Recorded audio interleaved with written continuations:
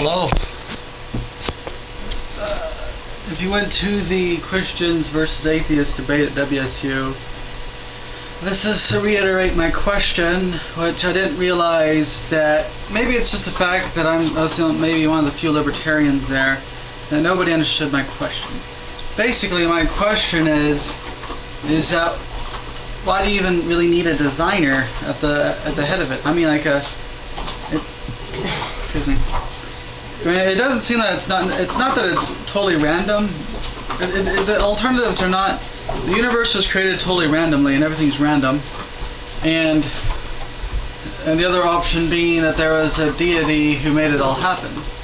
I think there's a third, more plausible reason, which is that spontaneous order or natural order is what brought the universe about, and not only brought it about, but keeps it going. So yeah, I don't believe that there's a God at the top of things, controlling everything, and I don't think there's a God that created existence. But that doesn't mean that I think everything was randomly created either. I guess all my beliefs sort of blend together into one unified belief. So I guess, like how I believe that society is not designed by governments, but it emerges. There's a natural order to society that sort of comes about through people's own actions, the sum of their actions. So it's not either government controls everything or you have chaos. There's some in between, which is natural order. People's self-interests sort of ordering things around, which leads into anarcho-capitalism, I think. And then evolution too. I think evolution, that's one thing I don't get, is why liberals accept Darwinism when it's convenient.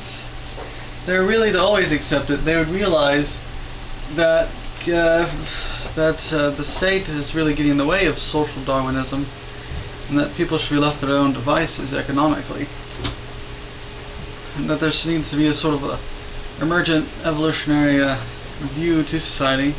And I think that's how existence is too. I think existence arose. I think the universe never had a beginning or an end. It was eternal. There's no beginning, no end. It just always was.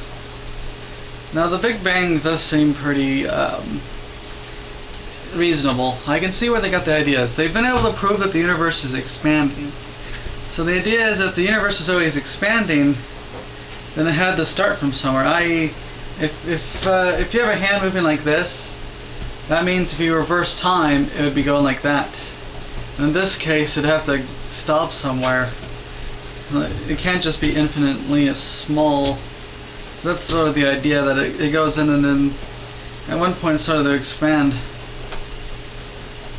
I don't know enough about Big Bang Theory to really say one thing or another. That's nothing too. Theory in science isn't what it means in common language. In common language, theory means you just think it's true. In science, for something to be called a theory, there has to be proof and evidence for it. You can't just go around calling things theories all day long. So that's an important distinction, I think. So yes, that's basically my point is there's a natural order to existence. You know, the four I don't know what you'd call them, but you know, you have gravity, the weak and neutral nuclear forces, and you have the fourth one, the electromagnetic force, four like forces of the universe that sort of bring everything together. I think those things interacting with each other is a form of natural order that keeps the universe in existence, which sort of created and developed existence. That's basically it. That there's no one super brain, super god, super deity thing at the top of existence. You know, with this little PS2 or PS3 now. I'm really ghetto. I don't have PS3 yet, with controller. Or for you computer guys out there, I don't think God's out there with keyboard. Just doing stuff. Like, okay, supernova, GI 88. Oh, blowed out the planet. Of course, the keyboard's a metaphor for this deity's ability to do things. I don't think there is a one deity. My view, what I'm just saying, isn't necessarily lead to atheism.